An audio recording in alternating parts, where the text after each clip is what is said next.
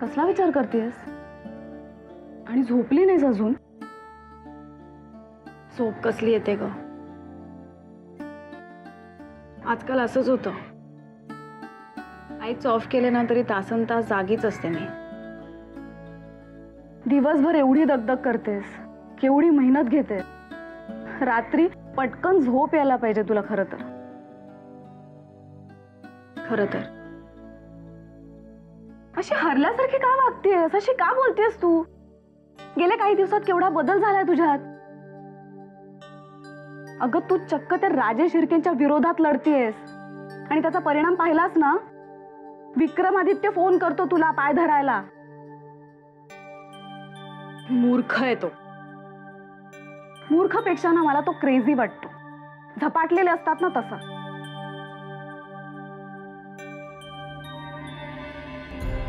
साक्षी, मला ना कधी कधी भीती वाटते त्याची. म्हणजे आधी नाही वाटायची, पण आता तो घरी फोन करायला लागलाय ना तेव्हापासून खूप भीती वाटते. अशाला घाबरायचं नसतं. जरा आवाज वर चढवला ना की बरोबर पळ काढतात अशी माणसं. किती आरामात बोलतेस तू हे सगळं. मला पटकन कोणाला काही बोलायचं म्हटलं ना तर ते सुद्धा जमत नाही. पण तू आता शिकतेस. शिकते कसली ग? आव आणते. कधी कधी खूप विचार केला ना की असं वाटतं पोरखेळ चाललाय हा सगळा. म्हणजे राजे शिर्क्यांसाठी तर हा पोरखेळच आहे. म्हणजे साक्षी, त्यांची ताकद एवढी आहे ना, फुंकर मारली तर आपण कुठच्या कुठे उडून जाऊ. मला नाही असं वाटत. दादूंचं काय केलं त्यांनी पाहिलंच ना तू. देऊ साक्षी, दादूंना अजून काही करणार नाहीत ना ते? हे बघ, दादूंना कोणीही काहीही करणार नाही. आणि तू असं पहिल्यासारखं का वागतेस? देऊ टफ बन. सगळ्यांच्या तुझ्याकडून अपेक्षा आहेत.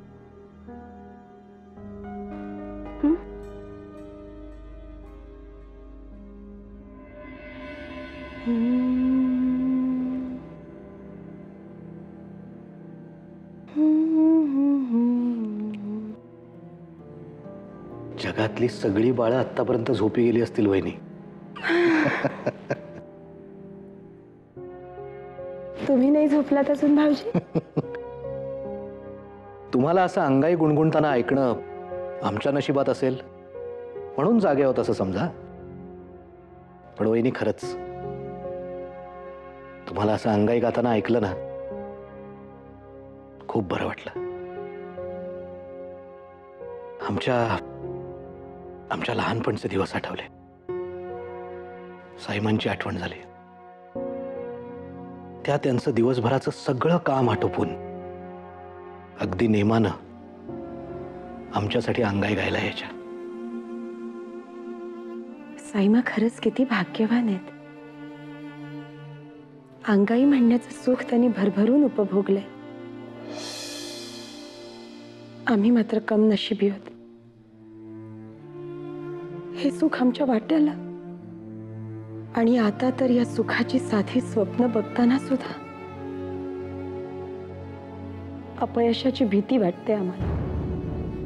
वहिनी, असं नका बोलू. अहो, स्वप्न यशाचीच बघितली जातात, अपयशाची नाही.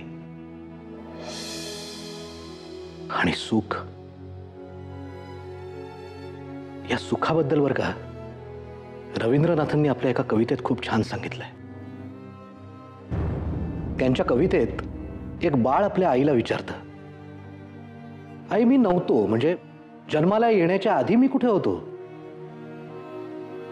आई म्हणाली, बाळा, तू माझ्या स्वप्नात होतास. किती छान बोलता तुम्ही भाऊजी.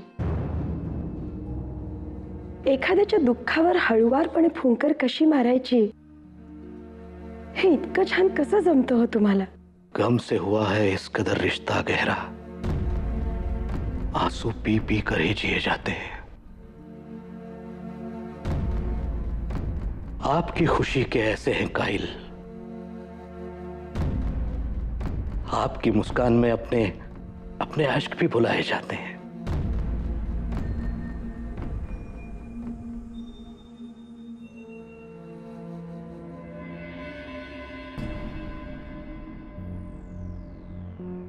सर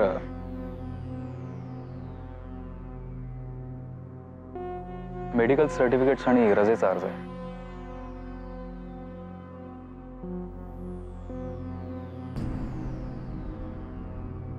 तू आजारी आहेस? हो सर. म्हणजे तुम्हाला वाटत नसलो तरी कागदोपत्री आहे. इन्स्पेक्टर अर्जुन, देवींचा तपास पूर्ण करण्यासाठी तू खोट्या गोष्टींचा आधार घेत आहेस. मला मान्य आहे सर, पण सत्य काय ते तरी सांगा ना. म्हणजे डी.व्ही. सरांसारख्या सज्जन माणसाची मदत करण्याचा प्रयत्न केल्यावर माझा तपास थांबवण्याचा, माझी ड्युटी बदलण्याचा प्रयत्न कुठल्या मानसिकतेतून केला जातोय सर? इन्स्पेक्टर अर्जुन, तू तुझ्या वरिष्ठांसमोर बोलत आहेस. आय एम सॉरी सर, पण शेवटी सत्य पसवायला जडच जात आहे. मला माहित आहे, डी.व्ही. देशमुख तुझे सर आहेत. दैवाने तुझी मैत्रीण आहे. याचा अर्थ असा नव्हे की तू ड्युटी सोडून त्यांना मदत करावेस. पण त्यांच्याबद्दल आता मी काहीच बोलत नाहीये सर. मी आजारी आणि त्याचा पुरावा तुमच्या समोर आहे. आज माणसापेक्षा कागदाच्या कपट्याला जास्त महत्व आहे, त्याला मी तरी काय करणार? सर प्लीज प्लीज माझा अर्ज मंजूर करा.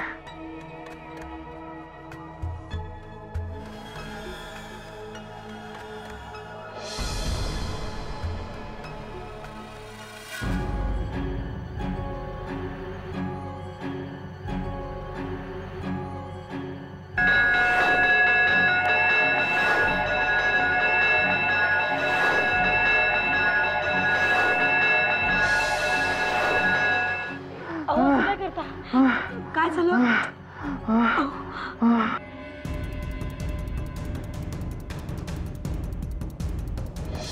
देव्याने येऊ येऊ. काय झालं? देव्यानेला बोलव. हो काकू, चला बरं झालं. हा म्हणजे बरे आहेत ना आता ते? अच्छा, नाही डॉक्टर काय म्हणालेत? बरं झालं. तुम्ही आता काळजी करू नका. हो नाही मी येऊन जाईन. हो हो लगेच येते. हो हो लगेच येते काकू.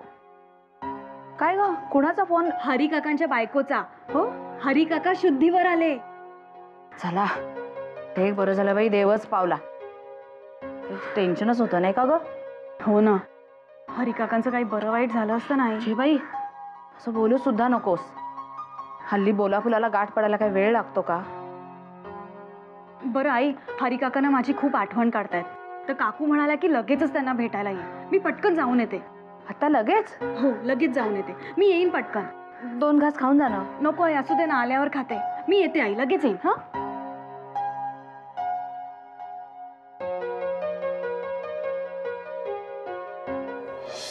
कधी हे बघा, डॉक्टरांनी तुम्हाला आराम करायला सांगितलं ना, जास्त बडबड करू नका. या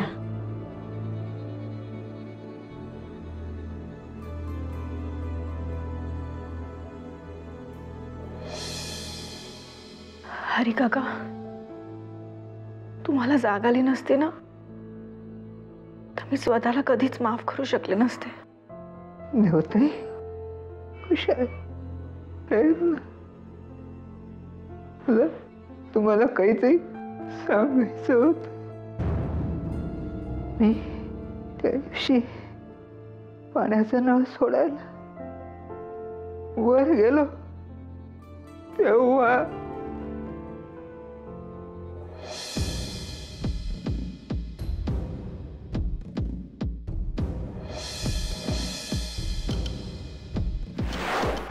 आपला शाळेचा स्लॅब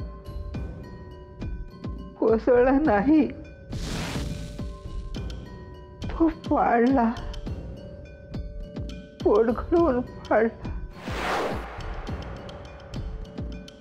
हरी काका, बरं झालं तुम्ही मला इथे बोलावून घेतलं.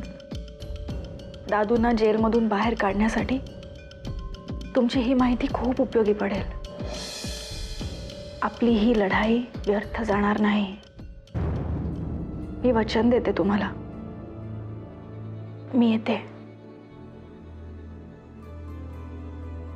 काळजी घ्या.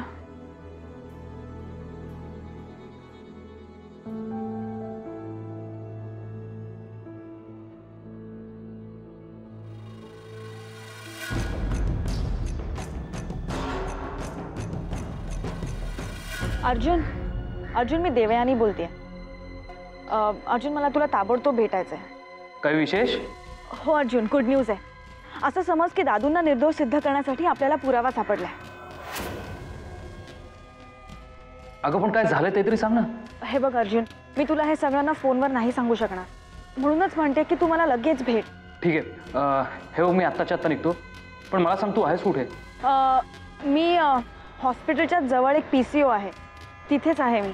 मी इथेच तुझी वाट बघते, तू लवकर ये. ठीक आहे, मी लवकर पोहोचतो. हां, बाय. Okay, bye.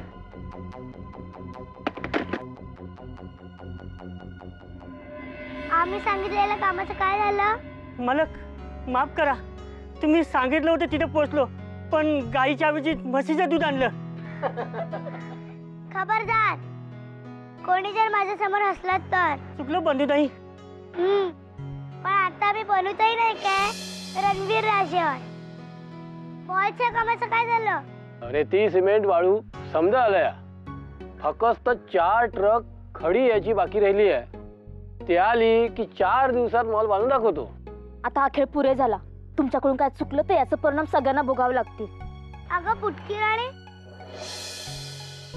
एवढा लांब का उभी आहे? आम्ही दुरूनच तुमचा दरबार पाहत होतो राजे. आम्ही सगळ्यांना काही ना काहीतरी विचारलं, फक्त तुम्हालाच नाही. मग आत्ता विचारा. कशात तुम्ही? प्रियादाशानी, तुम्ही कशा आहात?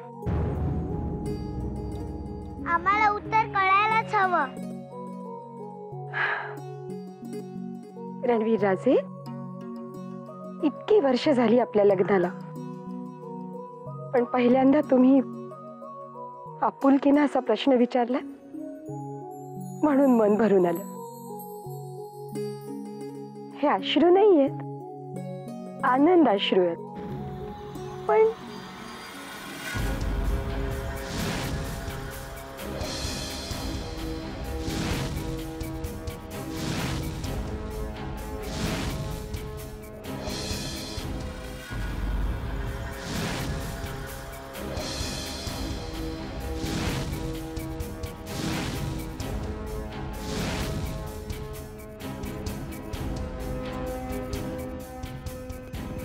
रणवीर, तू का आलास इकडे? आमचा सगळा खेळच खराब करून लागला. शी. जनी, हिला इतर गोष्टी शिकवताना मोठ्यांची कसं वागायचं, मोठ्यांची कसं बोलायचं हे जरा शिकव. जी. ए पुटकी राणी, सांग ना त्याला इथून जायला. घेऊन जा तिला इथून. जी. चला बनवताय, चला. नाही, मी नाही येणार. नाही नाही, चला आपण तिकडे जाऊया. नाही. नको नको, चला तिकडे चला. अहो प्रिया, सांग ना गेला.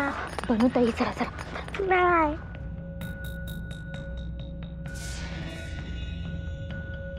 कशाला बोललात तिला एवढं?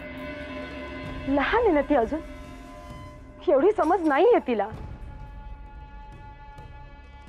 तुम्हाला तरी कुठे असती तर असं नोकरांबरोबर हसत खेळत उभ्या राहिल्या नसतात.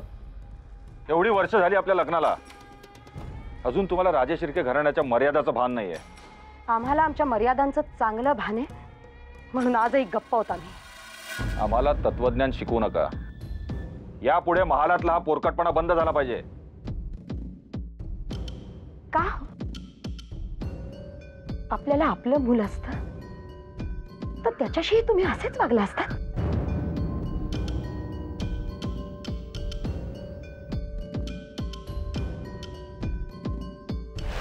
आपल्याला आपलं मूल असतं तर त्याच्याशी तुम्ही असेच वागला असता.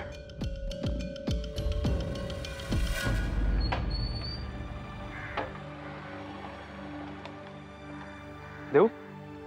अर्जुन, बरं झालं वेळेवर आलास. मला वाटलं होतं की तुला आता ड्युटीवरनं निघता येतंय की नाही. अगं काही दिवस मी सुट्टीवर आहे. का?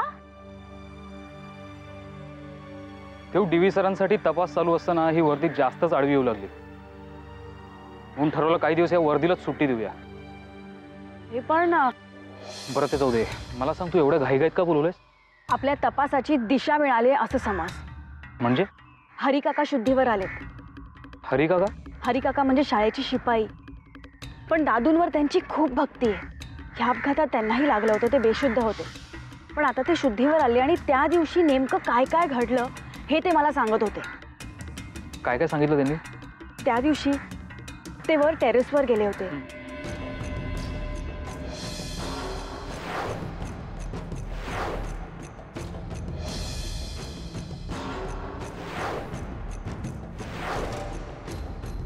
हे असं सगळं त्या दिवशी घडलं आणि हरिकाका या घटनेचे एकमेव साक्षीदार आहेत. म्हणजे तू म्हणतेस तसं खरंच आपल्याला आता DV सरांना वाचवायचा मार्ग सापडलाय.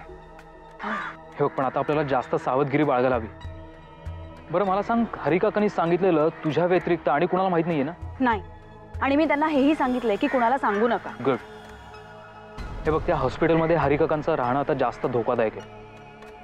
त्यांनी तुला सांगत असताना तुझ्या नकळत चुकून जरी कोणी ऐकलेलं असलं ना तरी त्यांच्या जीवाचं काहीही बरं वाईट होऊ शकतं. मग आता काय करायचं? मला सांग, हरिकाकांना डिस्चार्ज कधी देणार आहेत? डॉक्टर म्हणत होते की बहुतेक लगेचच देतील. गुड. हे बघ, आता आपल्याकडे वेळ खूप कमी आहे. तू असं कर, तू आता माझ्यासोबत चल. अरे पण तूच चल लवकर.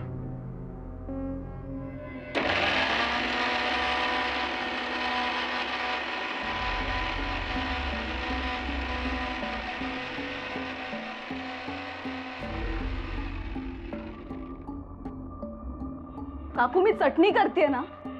पाट्यावर वाटून करा आणि नाही जमलं तर करू नका.